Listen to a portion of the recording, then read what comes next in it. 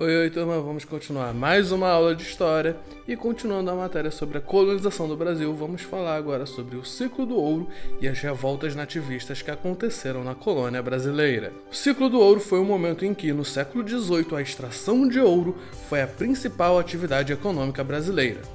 No final do século XVII, as exportações de açúcar brasileiro começaram a diminuir. Com preços mais baixos e boa qualidade, a Europa passou a dar preferência para o açúcar holandês. Essa crise no mercado brasileiro colocou Portugal numa situação de buscar novas fontes de renda. Foi neste contexto que os bandeirantes começaram a encontrar minas de ouro em Minas Gerais, Goiás e Mato Grosso. No século XVII, o bandeirante Fernão Dias saiu de São Paulo com seus seguidores em busca de prata e esmeraldas em Sabará. Porém, foi só no final do século XVII que revelou-se em Minas Gerais a ocorrência de ouro. Os diamantes, por sua vez, foram descobertos na segunda década do século XVIII. O primeiro ouro encontrado era chamado de ouro de aluvião, ou seja, o ouro que se encontra nos vales dos rios. Foi achado no Vale do Rio Doce e do Rio das Mortes. Desencadeou uma verdadeira corrida para a região de Minas Gerais. O ciclo econômico da mineração dinamizou a sociedade brasileira. Diferente do ciclo do açúcar, a riqueza proveniente do ouro não ficou concentrada nas mãos de um único grupo social. Como as riquezas passaram a se concentrar na região sudeste, a capital da colônia deixou de ser Salvador e passou a ser o Rio de Janeiro. O Rio de Janeiro tornava mais fácil e mais rápido o acesso às regiões mineradoras. Com o desenvolvimento de cidades como Vila Rica, Mariana, Diamantina, entre outras, apareceram os comerciantes, artesãos, intelectuais, padres, funcionários públicos e outros profissionais liberais. Os escravos também ganharam importância e muitos deles conquistaram junto a seus senhores o direito à liberdade devido ao êxito nas minerações. Eram então denominados negros alforreados ou forro. Outros conseguiam comprar sua liberdade. Um outro grupo que se destacou foram os tropeiros, que faziam comércio de alimentos e mercadorias.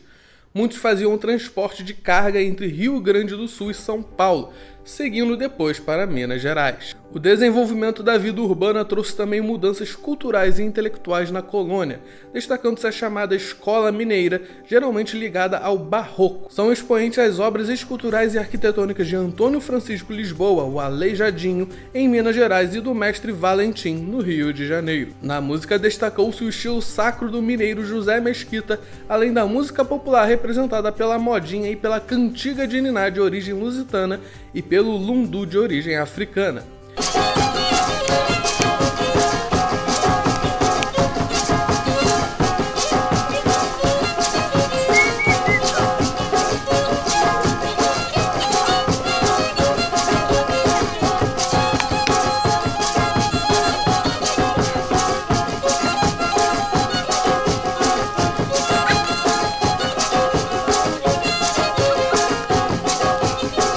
Na literatura se destacaram grandes poetas como Cláudio Manuel da Costa, Tomás Antônio Gonzaga, entre outros. Haviam duas formas principais de exploração de ouro na região das minas: a lavra e a faiscação. A lavra era o tipo mais frequente. Consistia na extração em grandes jazidas utilizando mão de obra de escravos africanos. Por sua vez, a faiscação, também conhecida como faisqueira, era a extração representada pelo trabalho do próprio garimpeiro, raramente auxiliado por ajudantes. Na segunda metade do século XVIII, a mineração entrou em decadência com o esgotamento das jazidas de minério. Portugal exerceu sobre a exploração do ouro controle maior do que aquele exercido no açúcar.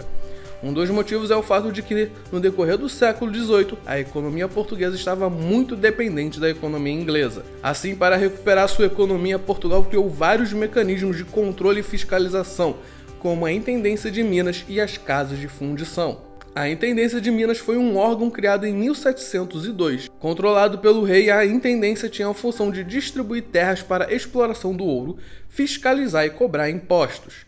As casas de fundição, por sua vez, eram locais em que todo o ouro encontrado nas minas era transformado em barras de ouro para facilitar a cobrança de impostos. Dentre os principais impostos cobrados sobre a exploração de ouro, podemos destacar o quinto, a captação e a derrama. Como vimos, a coroa portuguesa lucrava muito com a cobrança de taxas e impostos. Assim, quem encontrava ouro na colônia deveria pagar o quinto. Este imposto era cobrado nas casas de fundição, que retiravam 20% do total do ouro e enviavam para Portugal. Este era o procedimento legal exigido pela coroa portuguesa. Porém, muitos sonegavam, mesmo correndo riscos de prisão ou degredo, ou seja, expulsão do país. Outro imposto era a captação, valor cobrado por cada escravo utilizado como mão de obra na extração das minas. Portugal cobrava de cada região aurífera uma certa quantidade de ouro, aproximadamente 1.500 quilos anuais. Quando esta taxa não era paga, havia a execução da derrama. Nesse caso, soldados entravam nas residências e retiravam os bens dos moradores até completar o valor devido. As cobranças excessivas de impostos, as punições e a forte fiscalização da coroa portuguesa provocaram reações na população. Várias revoltas ocorreram nesse período, como a Guerra dos Emboabas, a Revolta de Felipe dos Santos, a Inconfidência Mineira e a Conjuração Baiana. A Guerra dos Emboabas ocorreu entre 1707 e 1709, em Minas Gerais. Dentre as causas podemos destacar os embates entre paulistas e portugueses pelo direito de explorar ouro na região das minas. Pelo fato de terem sido os primeiros a descobrir as minas, os paulistas queriam ter mais direitos e benefícios sobre o ouro que haviam encontrado. Por outro lado, os portugueses, também denominados de emboabas ou forasteiros, queriam o direito de exploração do ouro e formaram comunidades dentro da região que já era habitada pelos paulistas. Dentre os líderes estava o bandeirante Manuel de Borba Gato, que chefiava os paulistas. O português Manuel Nunes Viana, por sua vez, chefiava os emboabas. Dentro desta rivalidade ocorreram muitos conflitos e mortes que abalaram consideravelmente as relações entre os dois grupos. No fim, foi criada a Capitania de São Paulo. A Revolta de Felipe dos Santos, também conhecida como a Revolta de Vila Rica, ocorreu em 1720 em Vila Rica. Dentre as causas da revolta podemos destacar a insatisfação do povo, além de comerciantes e proprietários, com a rígida fiscalização portuguesa, os altos impostos e as punições. O principal líder da revolta foi Felipe dos Santos Freire, que era um rico fazendeiro e tropeiro. Ele defendia o fim das casas de fundição e a diminuição da fiscalização da metrópole. Suas ideias atraíram a atenção de boa parte da população, que pegou em armas e chegou a ocupar Vila Rica. A revolta durou quase um mês. Diante da situação tensa, o governador da região, Conde de Assumar, chamou os revoltosos para negociar, solicitando que abandonassem as armas. Após acalmar e fazer promessas aos revoltosos, o Conde ordenou as tropas para que invadissem a vila. Os líderes foram presos e suas casas incendiadas. Felipe dos Santos foi julgado e condenado à morte por enforcamento. A Inconfidência Mineira, também conhecida como a Conjuração Mineira, ocorreu em 1789 em Minas Gerais. É considerado um movimento separatista, pois tinha a intenção de separar o Brasil de Portugal. Dentre as causas da revolta podemos destacar a cobrança excessiva de impostos, em especial a derrama, além da proibição de instalação de fábricas em território brasileiro. Além disso, as ideias de liberdade pregadas pelo iluminismo europeu contagiaram boa parte do povo e da elite econômica de Minas Gerais. Os principais líderes foram Tomás Antônio Gonzaga, Cláudio Manuel da Costa e Joaquim José da Silva Xavier, conhecido como Tiradentes. Chamados de Inconfidentes, a ideia do grupo era conquistar a liberdade de Portugal e implantar o sistema de governo republicano em nosso país. Vale ressaltar que, sobre a escravidão, o grupo não tinha uma posição definida. Os Inconfidentes haviam marcado o dia do movimento para uma data em que a derrama seria executada. Dessa forma, poderiam contar com o apoio de parte da população que estaria revoltada.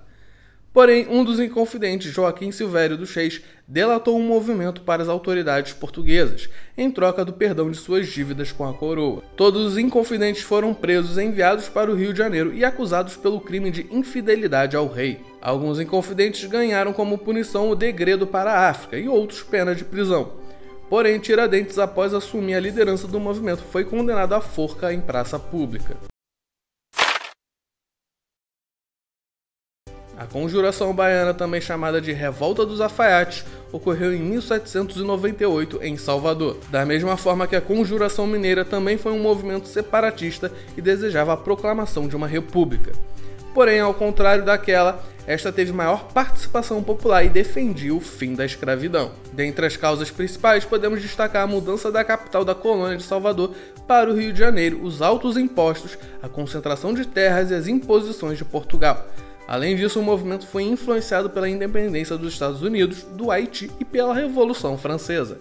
As ideias iluministas de liberdade, igualdade e fraternidade estimularam os conjuradores. A conjuração contou com a participação de sapateiros, alfaiates, bordadores, ex-escravos e escravos. No fim, o movimento foi sufocado por Portugal e os principais líderes foram presos, degradados ou condenados à morte. Então é isso, turminha. Terminamos a aula de hoje. Tchau, tchau. E lavem as mãos.